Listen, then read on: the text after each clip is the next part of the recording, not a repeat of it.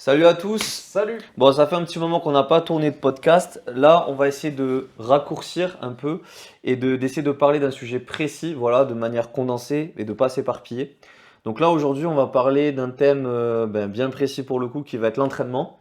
C'est-à-dire notamment, en fait, tout ce qui va être, qu'est-ce que c'est la force, la masse musculaire, l'endurance musculaire. Essayer de décortiquer un peu ça de façon Je veux dire une précise. définition un peu générale qui puisse servir à tout le monde en fait pour comprendre les prochaines vidéos Ouais, c'est quoi. ça, parce que déjà Ouais, comprendre ce qu'on fait lors d'une séance, c'est bien. Donc voilà, on va essayer de faire un peu la différence entre toutes ces notions et de voir comment l'appliquer et pourquoi. Voilà. ok. Ouais. Donc on va commencer comme ça. Donc il y a plusieurs notions déjà. Donc dans notre entraînement, il y a tout ce qui va être l'exercice forcément en lui-même, les différents exercices qu'on va choisir. Le choix des exercices. Voilà. Va y avoir le paramètre récupération évidemment, mais ça va pas être le sujet. Mhm. Il va y avoir le paramètre, donc du coup, le nombre de séries qu'on va faire, c'est ce qui va nous intéresser, de répétitions. Donc là, on va s'intéresser principalement sur les répétitions parce qu'on sait, en fonction du nombre de répétitions de la charge qu'on va mettre, on va obtenir des résultats différents. Quand tu dis nombre de répétitions, qu'est-ce que tu veux dire précisément? C'est-à-dire que moi je mets ma charge, je fais 6 répétitions, quelle que soit la charge, ou c'est plutôt à ma 6e répétition je suis à l'échec et c'est ça qui va déterminer la charge que je prends. Ok, donc déjà, ça serait bien de définir cette notion d'échec. Est-ce que c'est clair pour tout le monde? Très important comme notion, donc on va peut-être revenir un peu dessus. Ouais, tu la définirais comment, toi, l'échec musculaire? Je dirais que naïvement, c'est on accumule les répétitions. Au bout d'un moment, on n'a plus la capacité, qu'elle soit nerveuse ou énergétique, en tout cas, on n'a plus la capacité d'envoyer suffisamment de force pour faire le travail qu'on faisait initialement. Donc, en fait, on arrive à un moment où le travail de contraction va être un travail qui va ressembler de plus en plus à de l'isométrique, c'est-à-dire que le mouvement va être de plus en plus lent jusqu'à s'arrêter complètement et qu'on n'arrive plus à exécuter le mouvement qu'on devait exécuter. Ouais, exactement. Donc en fait, l'échec, c'est vraiment le moment où on n'est plus capable d'effectuer entièrement sa répétition. Ouais. Voilà, on va le résumer simplement comme ça. Alors, effectivement, ça va dépendre aussi de la charge avec laquelle on va travailler. Et ça, on va le voir, et on va le voir même maintenant. On va débunker un mythe, mais de façon efficace. C'est que, est-ce qu'il faut plutôt faire des séries courtes et lourdes ou légères et longues? Parce que, il y a soi-disant un peu des mythes, moi j'appelle comme ça, hein. Il y a un effet de mode en mode qu'on pourrait prendre autant de masse musculaire avec des séries légères. Ah oui, il y a des gens qui font plein de petits shorts là sur. Ah ouais, ça me gave. Ouais, n'importe, on Hum, s'en fout, ce qui compte c'est l'intensité, c'est d'aller à N'importe l'échec, quoi. machin. Alors déjà, premièrement, les gars, on peut pas aller sur un échec en série très légère. On est en endurance musculaire, en fait l'acide lactique va tellement s'accumuler que en fait c'est ça, c'est D'ailleurs, cette brûlure. faites le test chez vous, mangez-vous 20 reps d'une charge suffisamment lourde pour que la 20e rep commence à être vraiment dure. Et vous allez me dire comment vous vous sentez. Moi, je le fais de temps en temps parce que je fais du lactique, je trouve que c'est pas mal, c'est complémentaire. Et c'est vrai qu'on a un échec musculaire qu'on a enfin c'est pas un échec musculaire, on le sent arriver très lentement, ça brûle dans les muscles, ça congestionne à fond, c'est assez désagréable. Mais pour le coup, c'est pas un échec musculaire, on n'a jamais l'impression qu'on n'arrivera jamais à pousser davantage. Même si ça peut paraître difficile pour quelqu'un qui débute, qui ne sait Ouais. pas faire la différence justement entre cette notion de douleur, de difficulté, de savoir qu'est-ce que j'entraîne ou pas, effectivement, juste par ce mécanisme d'accumulation d'acide lactique dans ton muscle, donc d'ion H+, ne vas pas pouvoir réellement avoir ton échec musculaire. Mhm. Donc d'ores et déjà, on l'a démontré que c'était le facteur déjà aussi pour prendre de la Voilà, masse le musculaire. stress métabolique va concurrencer le stress un peu mécanique, si on veut Voilà, simplifier. c'est ça. Et c'est marrant, c'est que les études un peu omettent de te le dire, mais bon, bref, on va pas rentrer dans le détail. Donc voilà, ça c'est super important de le comprendre et ne pas se faire berner par ça. Donc voilà, il y a plusieurs types d'échecs musculaires et effectivement, si tu fais de l'endurance musculaire, il y a un moment donné où il y a tellement d'accumulation justement de cet acide lactique qu'on pourra plus aussi faire l'effort. On peut aussi parler d'échec, mais c'est pas dans les mêmes filières énergétiques. C'est toujours ça en fait qui est compliqué. Mhm. Et c'est justement le but de cette vidéo, c'est qu'on va essayer d'expliquer un peu tout ça.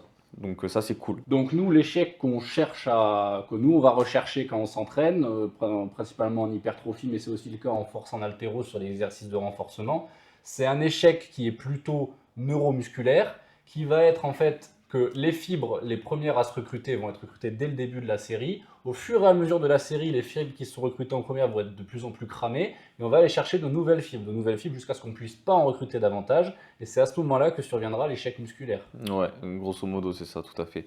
Donc là, on va essayer un peu justement de donner le concept.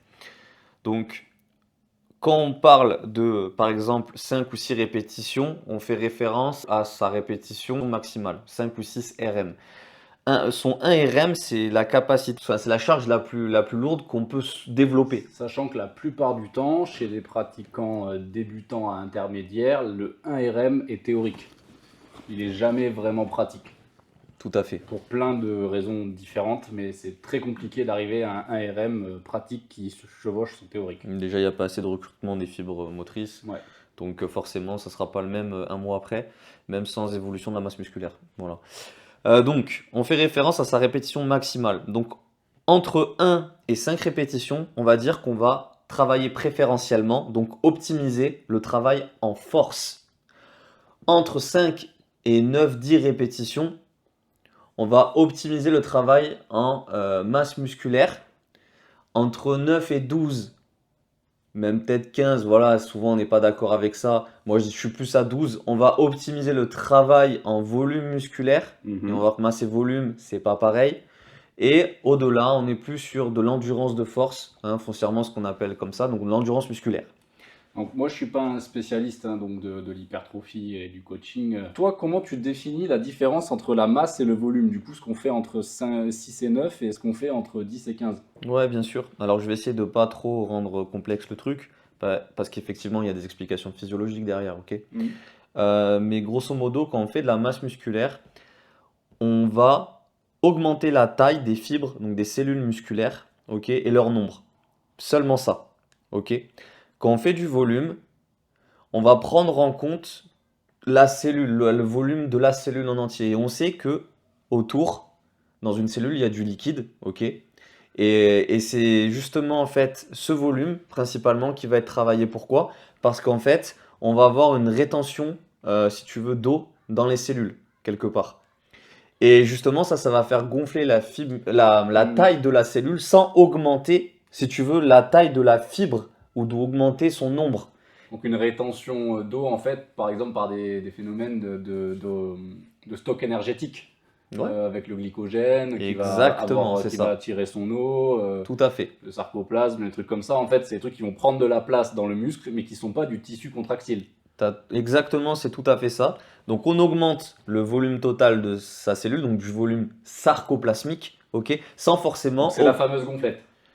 Voilà, en gros, grosso modo, c'est ça. Et si tu veux, ça a peu d'intérêt, il y en a, mais ça surtout esthétique. Ouais. Mais voilà, c'est pas ce qui va te permettre, par exemple, de soulever une charge plus importante. Ouais. Maintenant, j'aimerais nuancer quelque chose. Ça veut pas dire qu'on fait 10 répétitions, qu'on fait que du volume. On fait aussi de la masse. Oui, on fait et un on peu fait de un tout. petit peu de force aussi. C'est pour ça qu'au début là, de la vidéo, enfin ce que j'ai expliqué précédemment, j'ai dit on travaille préférentiellement, on optimise. Ouais. Quand je fais 7 répétitions, j'optimise pas ma force, mais je fais quand même de la force. Pourquoi? Parce que en fait, je synchronise un minimum de mes fibres musculaires. Et justement, là, on va définir ce que c'est la force. En fait, prendre en force, c'est-à-dire progresser en force, c'est quoi? C'est justement augmenter le nombre de fibres musculaires, d'unités motrices que je vais contracter en même temps pour développer une charge. C'est la synchro. C'est de la synchronisation. Ok. Quand je fais de la masse musculaire, mon but c'est juste de dégommer un maximum de fibres pour qu'ils redeviennent, se reconstruisent de manière plus importante, plus forte. C'est de l'adaptation. Mais j'optimise pas ce facteur de synchronisation.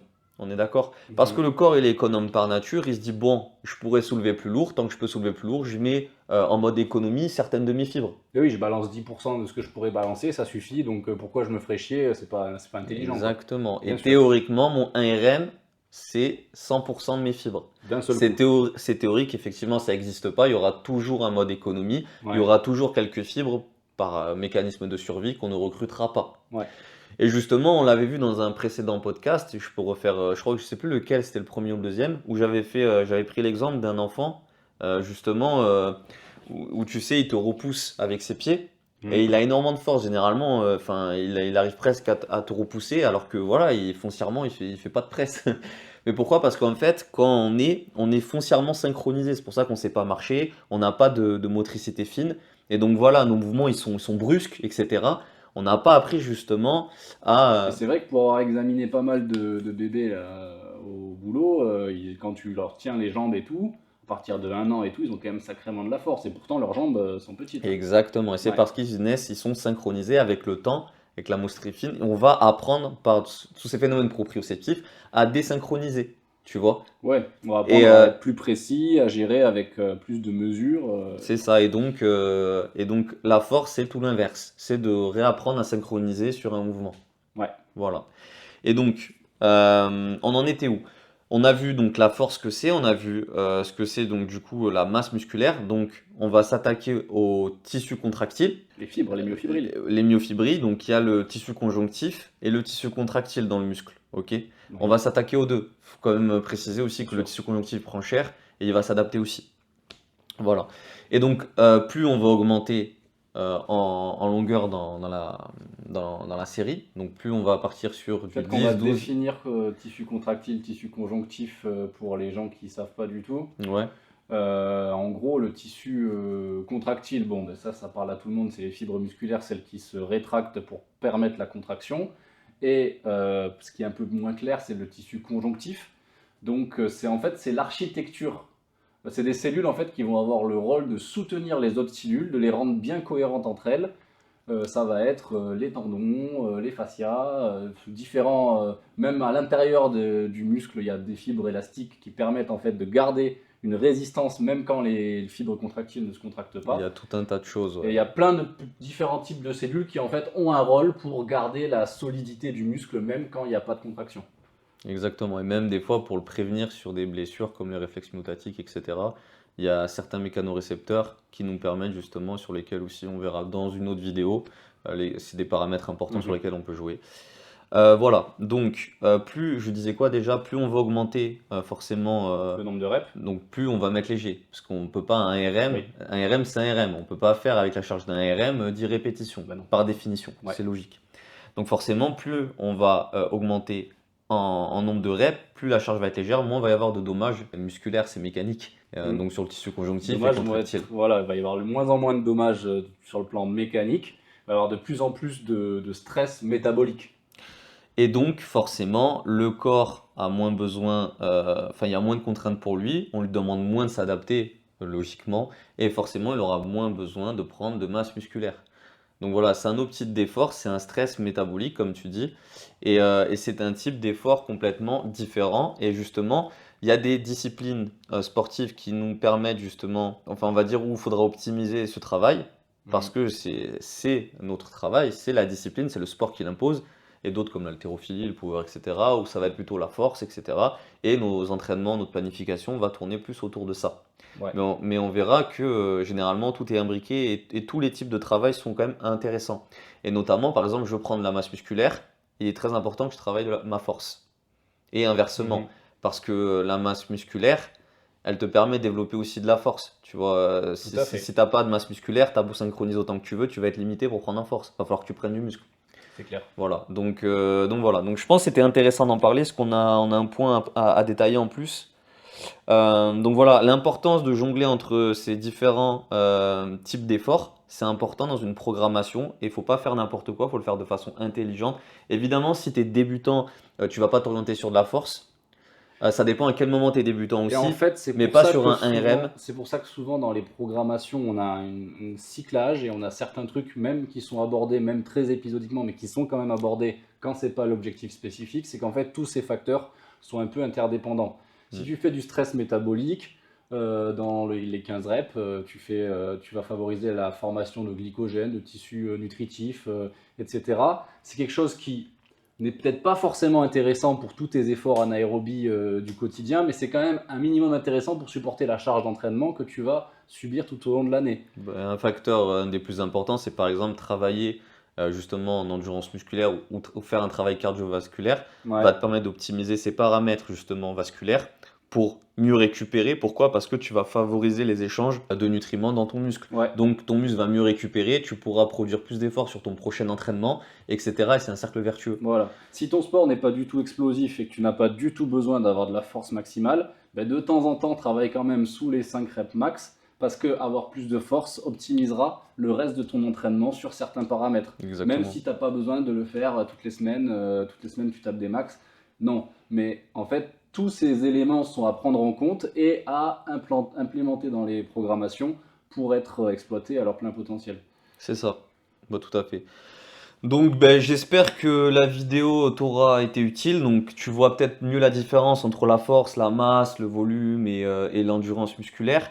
On aurait pu parler du cardio, mais on va éviter de faire un format trop long. Voilà, donc n'hésite pas à nous dire ce que tu en as pensé. On a essayé de faire ça autour de ce sujet, on a fait au mieux. Donc voilà, j'espère que tu auras un peu plus d'outils et de cartes en main pour pouvoir t'améliorer de ton côté. Et sur ce, ben, on te dit à la prochaine. Je me permets d'ajouter, on va faire de plus en plus des petits formats plus courts comme ça. On va essayer de raccourcir un maximum parce qu'on a remarqué qu'il y avait quand même pas mal de gens qui se perdaient en cours de route sur les podcasts de 3/4 d'heure. Donc des petits formats voilà, de 10-15 minutes comme ça, on aimerait bien que... Voilà, donc n'hésitez pas à nous faire un retour pour qu'on puisse voir si on continue ce format-là, si on peut ajuster sur telle ou telle question. Et surtout, n'hésitez pas à nous poser vos questions, on pourra revenir dessus et ça nous donnera des bases de travail. C'est ça, s'il y a un sujet précis sur lequel tu veux avoir plus d'infos ou tu veux qu'on aborde, ben, n'hésite pas à nous en faire part. Et nous, on prend ça en compte évidemment. Voilà. Salut, à la prochaine!